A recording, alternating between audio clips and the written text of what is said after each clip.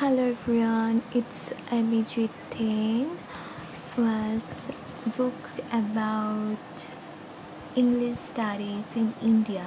So English studies in India is about culture, power, Western cultures through our colonized and colonizers' powers. Okay, it's about culture, the book.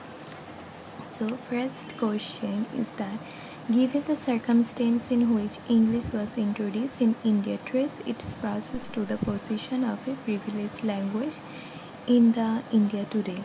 English ऐसे हमारी यहाँ पे language आया और कैसे यहाँ की एक पावरफुल लैंग्वेज बन गया. सो इसकी history kind of it's a history, cultural political history. So this is the answer. Answers could be entry of English, a historical overview, 4 part 1 2 3 4. So ये 4 part में सेपरेट है. सोशियो कल्चरल पॉलिटिकल एंगल से पढ़ना होगा. And so introducing language from a position of power. So first of all English यहाँ पर आए थे जो ईस्ट इंडिया कंपनी के थ्रू. इंग्लिश कल्चर, इंग्लिश जो एक सोसाइटी क्रिएट हो गया अभी. So Lord Macaulay one of the employee जो यहाँ पे इंग्लिश लाया था, उनके हिसाब से हमारी जो इधर संस्कृत और अरबिक नॉलेज यहाँ की जो वो काफ़ी नहीं थी. उनकी नॉलेज बहुत ही ज़्यादा, इंग्लिश नॉलेज बहुत ज़्यादा सोसाइटी के लिए, कल्चर के लिए बहुत अच्छा है. तो इंस्टेड उनकी एक्सचेंज हुआ इंग्लिश के through. So English medium of instruction हो गया. स्कूल कॉलेज में इंग्लिश मीडियम ऑफ इंस्ट्रक्शन जब हुआ था. सो ये हिस्टोरिकल प्रोसेस है. एक्चुअली ये एक कल्चरल पॉलिटिक्स थी. उनकी जो ईस्ट इंडिया कंपनी की एम्प्लॉय के लिए इंग्लिश एजुकेशन ज़रूरी थी, उनकी ज़रूरत के लिए उस सब लोगों ने ये सब किया था.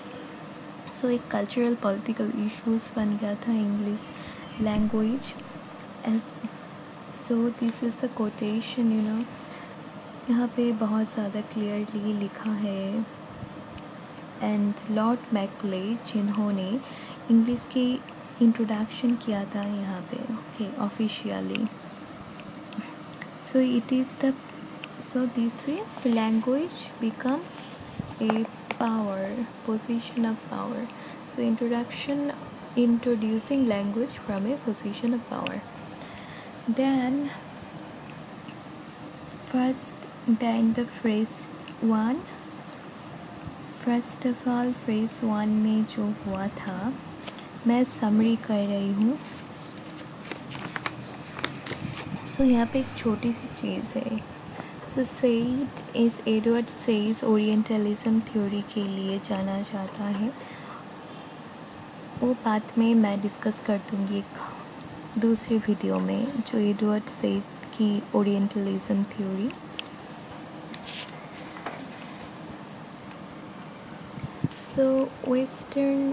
सो लॉर्ड मैकले ने यहाँ पे जो सोशियो पॉलिटिकल एंगल की वही फ्रेस है. फर्स्ट फेज 1 में जो सोशियो पॉलिटिकल जो थ्योरी था लॉर्ड मैकले की, वही पूरा फ्रेस में है.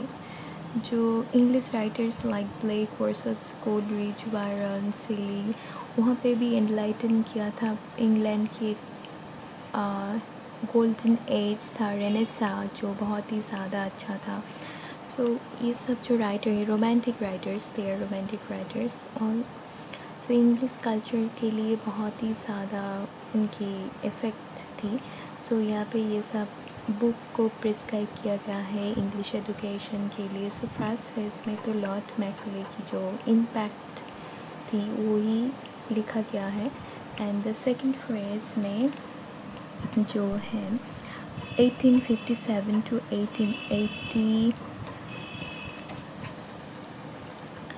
एंड दिस फ्रेज में जो हमारे यहाँ की सोशल लिस्ट जो है थे राजा राममोहन रॉय, जिन्होंने इंग्लिश के लिए इंस्पायर किया था, उन्होंने सती प्रथा, एबलाइजिंग सती, सोशल कल्चरल एक चेंज लाने के लिए उन्होंने यहाँ पे वेस्टर्न इंग्लिश एजुकेशन और वेस्टर्न जो एजुकेशन था वो यहाँ पे लाए थे. सो ये Raja Rammohan Roy is one of the हमारे यहाँ बंगाल की थी. उन्होंने जो सोशल के लिए बहुत ही एक अच्छा सा रिफॉर्मिस्ट थी. सो बंकिम चंद्र चटर्जी, उन्होंने भी यहाँ पे जो हमारे नेशनलिस्टिक हमारे देश के लिए बहुत ज़्यादा पावरफुल था. उन वंदे मातरम लिखने की बात एक रिवॉल्यूशनरी क्रिएट हो गया था उन्होंने. सो ये सब लोग इंग्लिश में पढ़ा था और इंग्लिश एजुकेशन थोड़ा सा स्टार्टेड करा भी था. बट बाद में इनकी इस फ्रेज की जो सेकंड फ्रेज थर्ड फ्रेज में कुछ उल्टा ही होगा.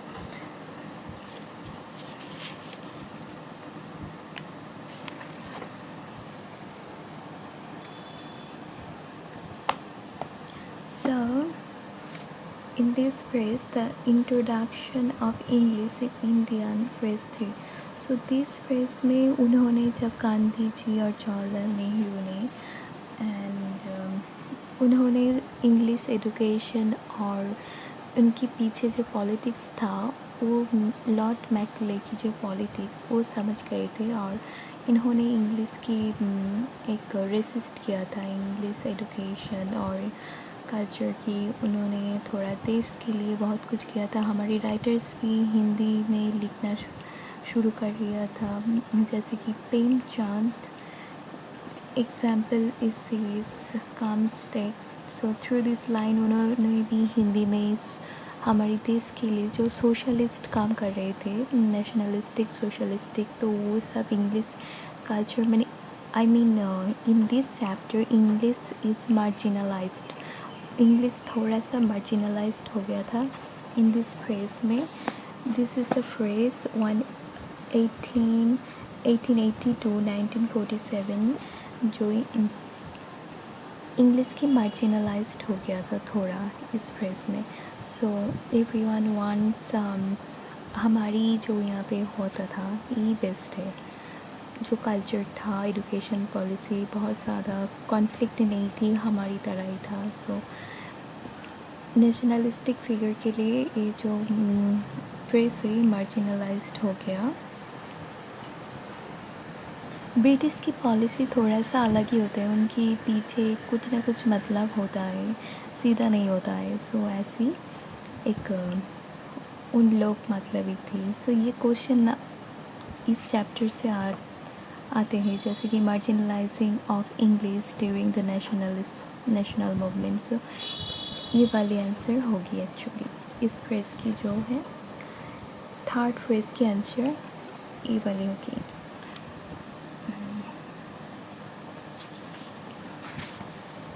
इन द फोर्थ फेज में 1947 to 2004 इन स्टेज में हम क्या देखते हैं, इंग्लिश एक power, political, Prestige and social cultural बहुत ज़्यादा इम्पोर्टेंस बढ़ गई. जैसे हम आज भी देखते हैं इंग्लिश की इम्पोर्टेंस बहुत ज़्यादा बढ़ गई है. ये ऑटोमेटिकली हेजिमोनाइज हो गया. Hegemony is a theory of Marxist एक क्रिटिक्स की थ्योरी है, जिनकी एंटोनियो ग्राम्सी की थ्योरी है. वो कल्चर में कैसे फैल जाता है, डोमिनेंस करता है, हेजिमनी उनको कहता है. Theory of hegemony and ideology काम कर गया है. सो ऑटोमेटिकली हमारी कल्चर में जैसे घुल जाती है and English become a social prestige and power elite class create हो गया है. बहुत ज़्यादा क्यूज हो गया है. आज भी हम जानते हैं इंग्लिश कितना इम्पोर्टेंट है. So fourth phase is about importance of language, English language and become a power and prestige. So ये fourth phase में English divided है. So let's, मैंने सब कुछ डिस्कस कर दिया है थोड़ा समरी करके. If you want questions, answers, so email me. I provide my email in description. So thank you so much.